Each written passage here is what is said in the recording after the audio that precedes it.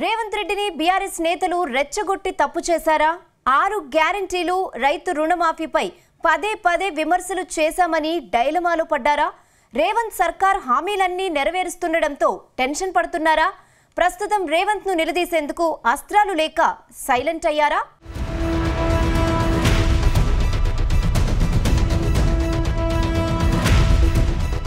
తెలంగాణలో రైతు రుణమాఫీ చేసిన కాంగ్రెస్ సర్కార్ మంచి ఊపు మీదుంది. ఒకే విడతలో అన్నదాతలకు 2 లక్షల రుణమాఫీ చేసి సరికొత్త చరిత్ర సృష్టించింది.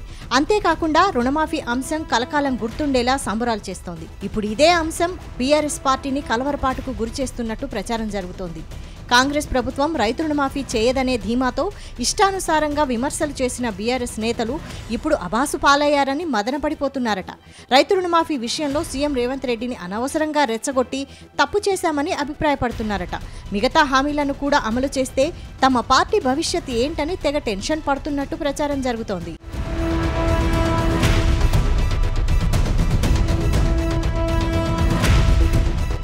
అసెంబ్లీ ఎన్నికల్లో ఓటమి పాలైన బీఆర్ఎస్ పార్టీ ఆ తర్వాత జరిగిన లోక్సభ ఎన్నికల్లో రేవంత్ రెడ్డిని పదే పదే టార్గెట్ చేసింది.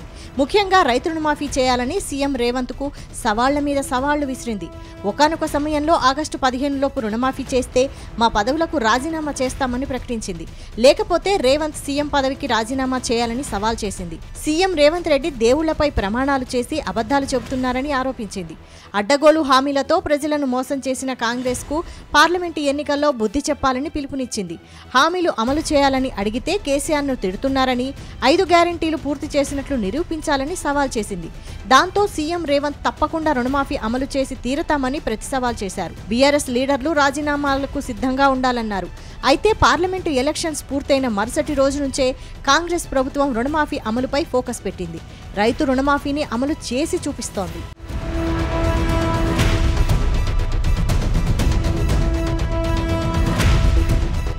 ఇక తొలి దశలో లక్షలోపు ఉన్న రుణాలను మాఫీ చేయడంతో బీఆర్ఎస్ లీడర్లు టెన్షన్ పడుతున్నట్టు తెలుస్తోంది. రుణమాఫీ విషయాన్ని పదే పదే ప్రస్తావించడం వల్ల ప్రభుత్వానికి ఆ హామీని అమలు చేయాలనే పట్టుదల మరింత పెరిగే విధంగా చేశారని గులాబీ నేతలు అభిప్రాయపడుతున్నారట.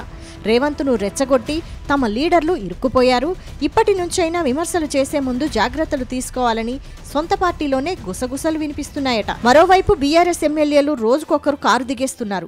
ఇలాంటి సమయంలో పార్టీ కేడర్లో మనోధైర్యం నింపడంపై ఫోకస్ పెట్టాల్సింది పోయి కాంగ్రెస్ సర్కార్పై విమర్శలు చేస్తే మరిన్ని ఇబ్బందులు పడడం ఖాయమని పార్టీలో టాక్ వినిపిస్తోంది. అయితే కనీసం 2 ఏళ్ల పాటు ఎలాంటి విమర్శలు చేయకుండా పార్టీ బలోపేతం కోసం దృష్టి పెట్టాలని మరికొందరు నేతలు కోరుతున్నారట. పదే పదే కాంగ్రెస్ పార్టీని టార్గెట్ చేయడం ద్వారా బీఆర్ఎస్ పార్టీకే నష్టం జరుగుతుందని సలహాలిస్తున్నారని తెలుస్తోంది.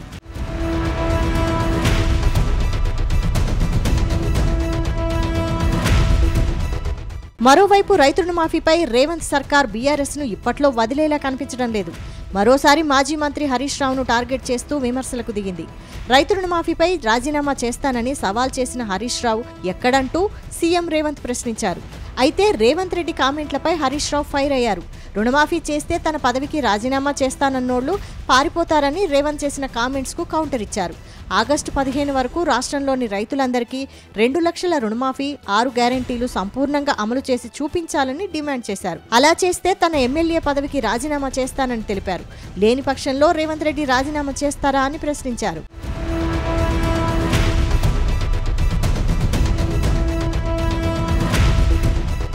మొత్తంగా కాంగ్రెస్ ను రెచ్చగొట్టడంతో బీఆర్ఎస్కే నష్టమని పొలిటికల్ ఎక్స్పర్ట్స్ సైతం అభిప్రాయపడుతున్నారు. ఇప్పటికే పార్టీ వీడుతున్న ఎమ్మెల్యేలను కాపాడుకోలేక ఇబ్బందులు పడుతున్న పార్టీ హైకమాండ్ ముందు ఆపరేషన్ ఆకర్ష్ నుంచి బయటపడాలని సలహాలిస్తున్నారు. చూడాలి మరి రానున్న రోజుల్లో బీఆర్ఎస్ ను మునుపటిలాగానే టార్గెట్ చేస్తారా, లేకపోతే కొద్ది రోజులు ఆగాక పోరు కొనసాగిస్తారా అనేది తెలియాలంటే మరి కొద్ది రోజులు వేచి చూడాలి.